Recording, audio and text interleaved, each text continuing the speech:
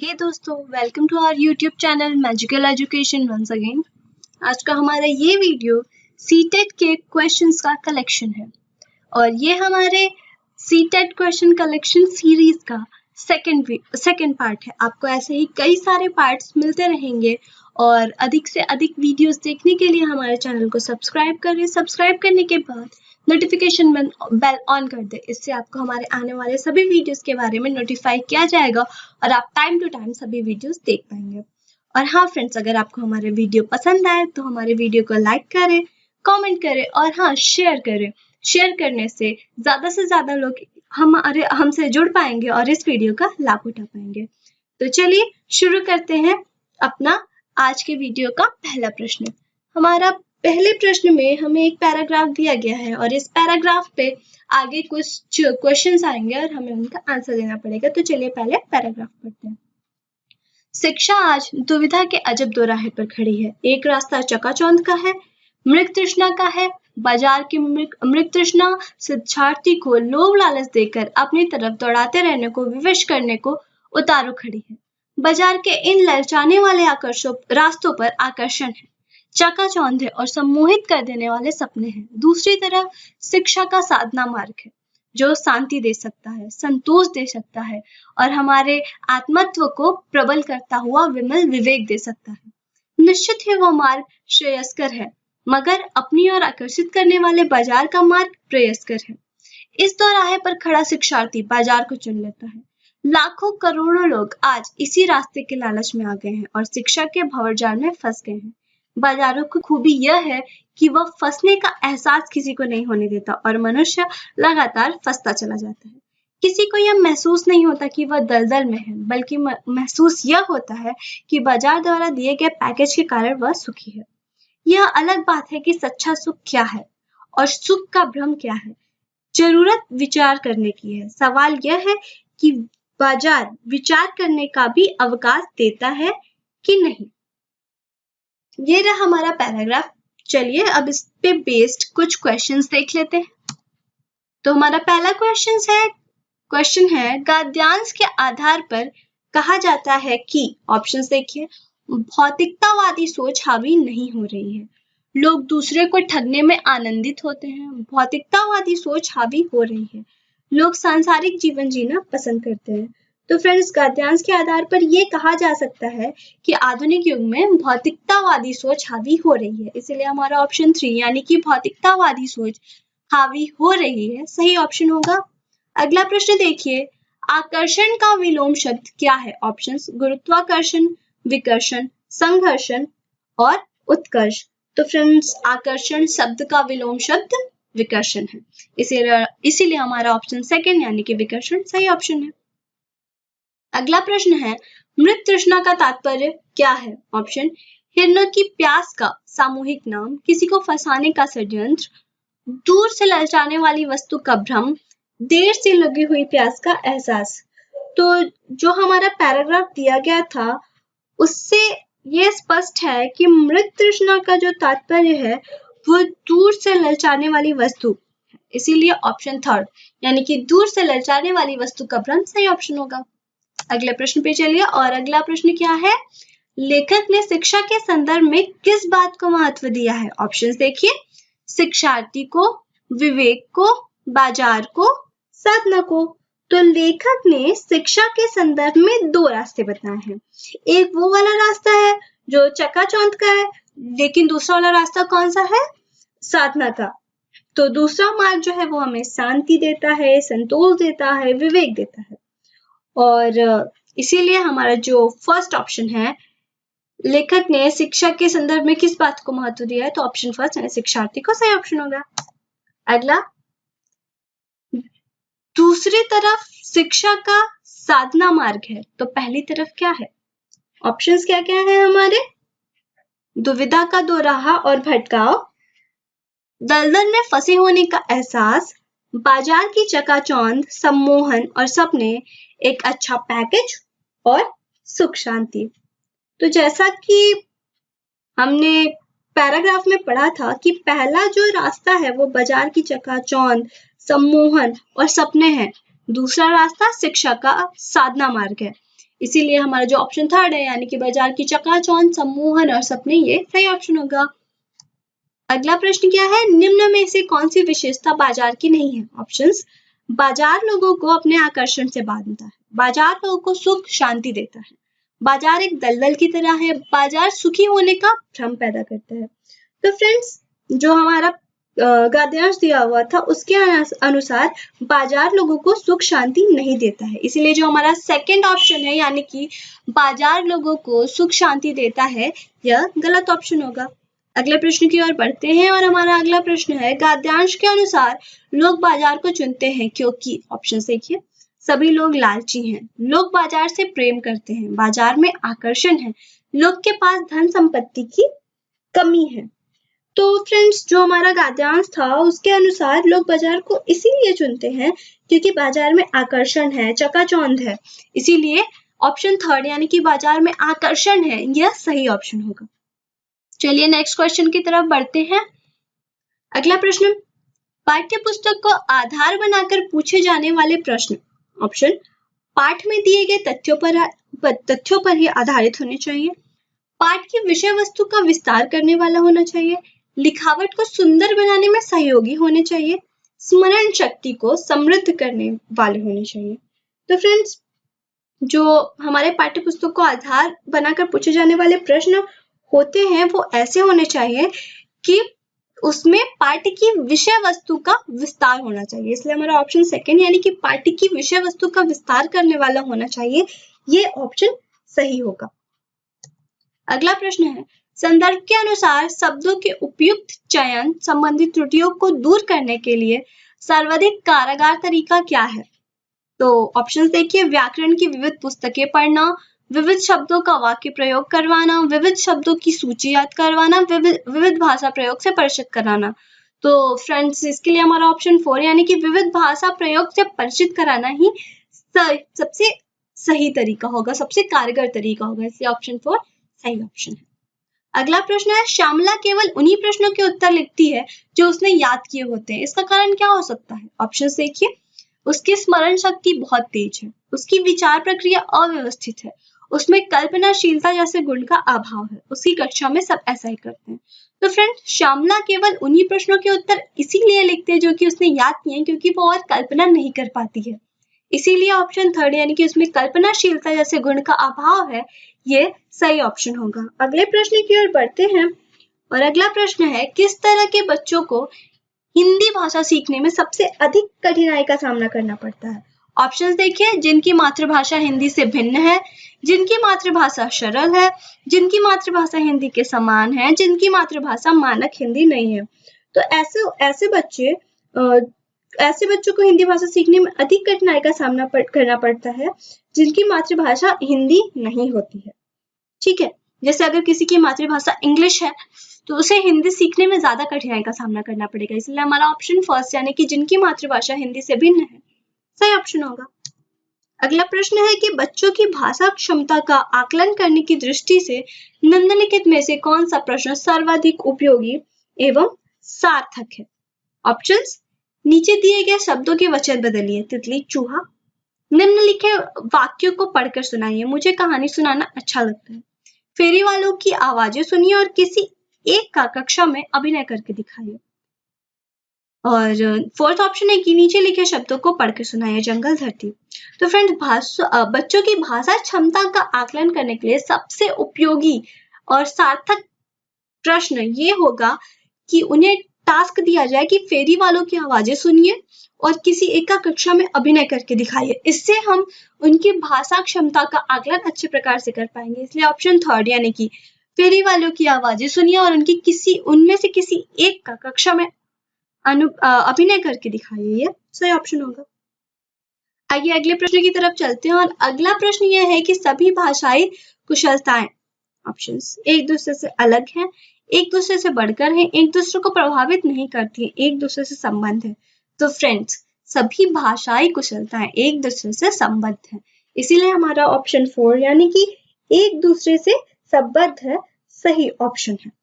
चलिए अगले प्रश्न की ओर बढ़ते हैं और हमारा अगला प्रश्न क्या है, भाषा का प्रमुख प्रकार है, ऑप्शन, भाषण देना, प्रतिवेदन लेखन, संप्रेषण करना, लेखन दक्षता। तो फ्रेंड्स, भाषा का प्रमुख कार्य क्या होता है? संप्रेषण करना, इसलिए ऑप्शन थर्ड यानी कि संप्रेषण करना सही ऑप्शन है। अगला प्रश्न ये है कि पाठ्यपुस्तक का नया पाठ आरंभ करने से पहले अध्यापक के लिए आवश्यक है कि वह ऑप्शंस पाठ के कठिन शब्दों को श्याम पट्ट पर लिखकर उनका अर्थ बताए, पाठ के मूल भाव पर बातचीत करे, पाठ के रचनाकार का परिचय लिखवाए, पाठ से मिलने वाली सीख के बारे में बताए। तो फ्रेंड्स, कोई भी नया पाठ आरंभ करने से पहले अध्यापक के लिए आवश्यक है कि वो पाठ के मूल भाव पर बातचीत करे। इससे हमारा ऑप्शन सेकंड, पाठ के मूल भाव पर बातचीत करे, सही ऑप्शन होगा। अगला प्रश्न, भाषा शिक्षण के संदर्भ में बहुभाषी कक्षा से तात्पर्य है कक्षा में ऑप्शंस अधिकाधिक भाषाओं की पुस्तकों की उपलब्धता, कम से कम 2 भाषाओं में शब्दकोश की आवश्यकता, सभी बच्चों को अपनी अपनी भाषा में बोलने के अवसरों की उपलब्धता, भिन्न भिन्न भाषाओं में कहानी, कविता के चार्ट आदि की उपलब्धता। तो फ्रेंड्स, भाषा शिक्षण के संदर्भ में बहुभाषी कक्षा से तात्पर्य है कि कक्षा में सभी बच्चों को अपनी अपनी भाषा में बोलने के अवसर की उपलब्धता कराई जाए, इसलिए हमारा ऑप्शन थर्ड सही ऑप्शन होगा।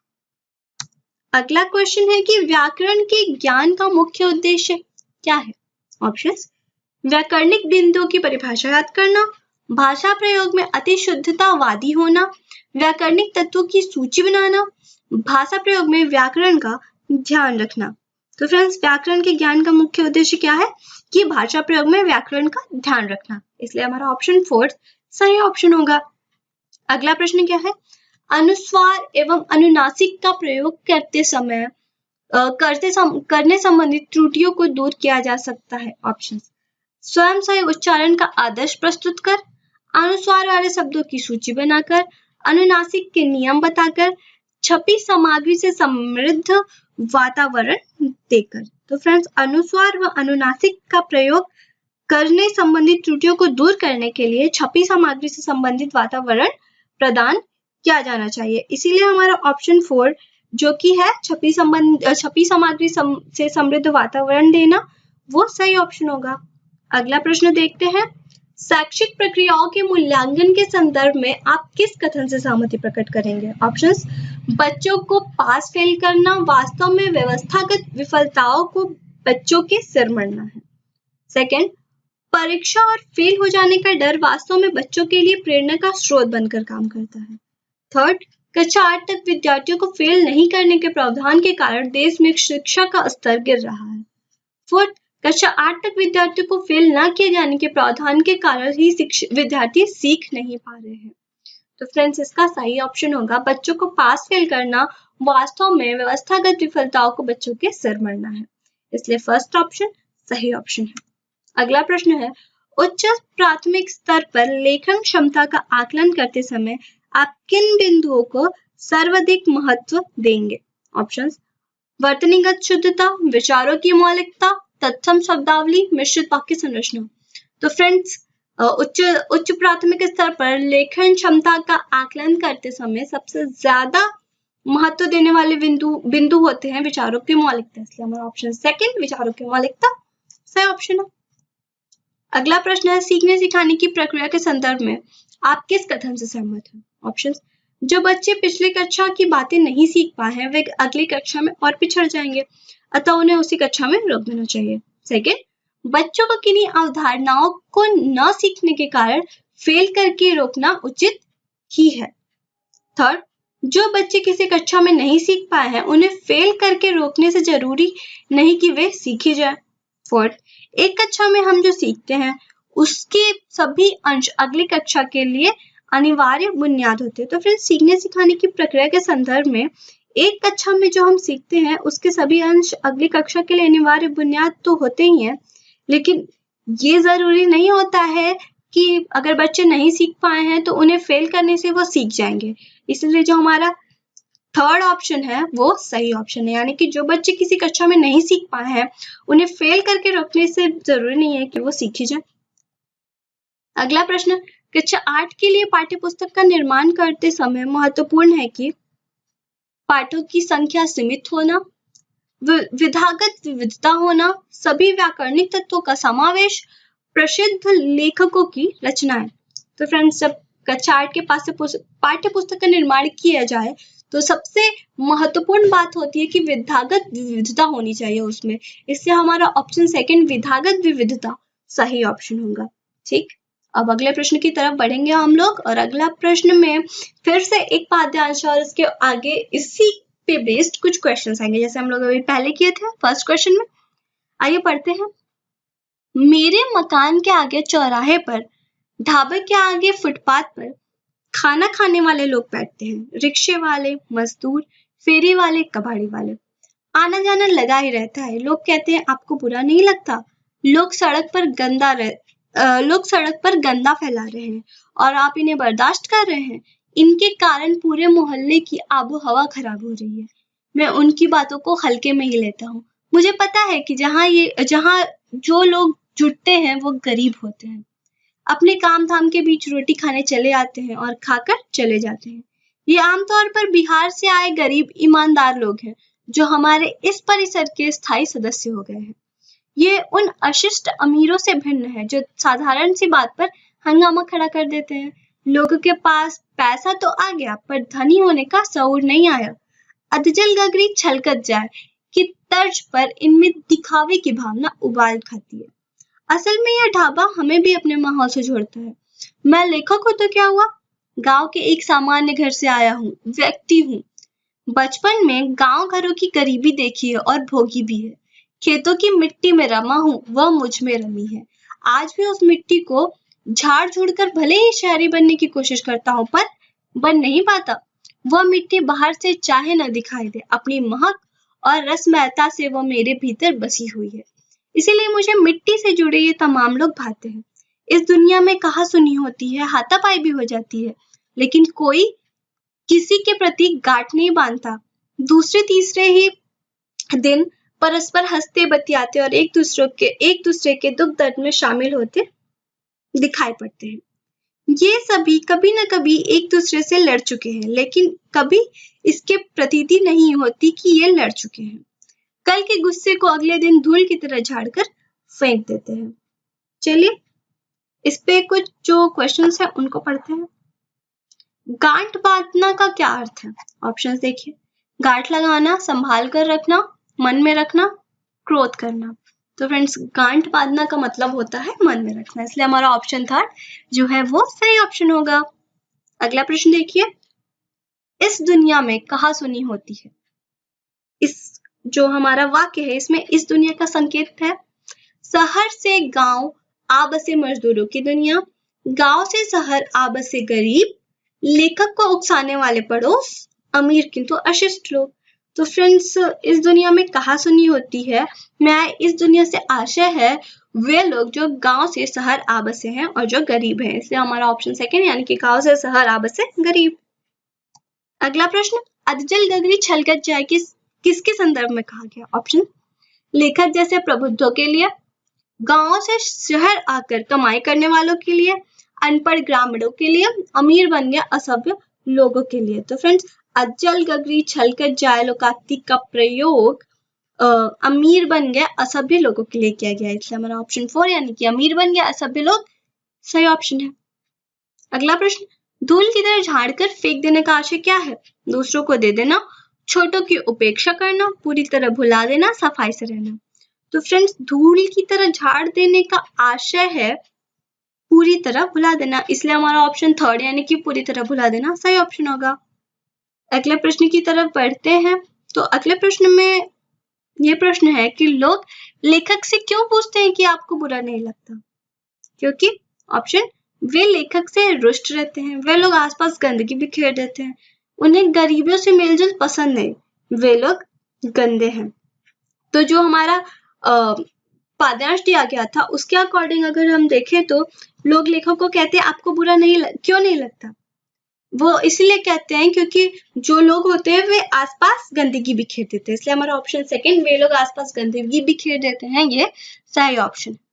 अगला प्रश्न है, लेखक लोगों की शिकायतों को हल्के में लेता है क्योंकि? ऑप्शन, वह किसी बात को गंभीरता से नहीं लेता, शिकायत करना लोगों की आदत होती है, लेखक उन्हें जानता पहचानता है, जुटने वाले लोग गरीब और ईमानदार है, तो फ्रेंड्स, लेखक लोग की बातों एवं शिकायतों को जानबूझकर हल्कों में लेता है, क्योंकि वे लोग जो वहाँ इकट्ठा होते हैं वे गांव से आए हुए गरीब और ईमानदार होते हैं, और लेखक का नाता भी आरंभ से गांव में रहा है, इसलिए वह जानता है कि गरीबी क्या होती है।